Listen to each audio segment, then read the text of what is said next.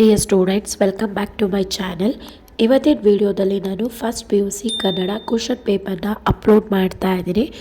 So ಈಸಿಯಾಗಿ smart study ಮಾಡೋ ಮುಖಾಂತರ 75+ನ ಈಸಿಯಾಗಿ ಸ್ಕೋರ್ ಮಾಡ್ಬೋದು. ಅದು ಯಾವ ರೀತಿ ಅಂತ ಹೇಳ್ಬಿಟ್ಟು ಸ್ಟ್ರಾಟಜಿನ ನಾನು ತಿಳಿಸ್ಕೊಡ್ತೀನಿ. ವೀಡಿಯೋಸ್ನ ನಾನು ಅಪ್ಲೋಡ್ ಮಾಡ್ತಾ ಇರಲಿಲ್ಲ, ಸ್ಟಾಪ್ ಮಾಡಿದ್ದೆ, ಯಾಕಂದರೆ ನನ್ನ ಆರೋಗ್ಯ ಸರಿ ಇರಲಿಲ್ಲ. ಆದರೆ ತುಂಬ ಸ್ಟೂಡೆಂಟ್ಸು ಕಮೆಂಟ್ ಮಾಡ್ತಾಯಿದ್ರಿ. ಸೊ ಹಾಗಾಗಿ ನಿಮಗೋಸ್ಕರ ನಾನು ಇನ್ಮೇಲೆ ವೀಡಿಯೋಸ್ನ ಅಪ್ಲೋಡ್ ಮಾಡ್ತಾ ಇದ್ದೀನಿ. ಸೊ ನಾನು ಕನ್ನಡಕ್ಕೆ ಎಷ್ಟು ವೀಡಿಯೋಸ್ನ ಅಪ್ಲೋಡ್ ಮಾಡ್ತೀನಿ ಅಷ್ಟು ವೀಡಿಯೋಸ್ನ ಸಂಪೂರ್ಣವಾಗಿ ಓದ್ಕೊಂಡ್ರೆ ಖಂಡಿತ 80/80 ಸ್ಕೋರ್ ಮಾಡೋದು 500% ಚಾನ್ಸಸ್ ಇದೆ. ಸೊ ಹಾಗಾಗಿ ನಾನು ಹೇಳೋ ಕ್ವಶನ್ಸು ಮತ್ತು ನಾನು ಅಪ್ಲೋಡ್ ಮಾಡೋ ವೀಡಿಯೋಸ್ನ ಸಂಪೂರ್ಣವಾಗಿ ಓದಿ.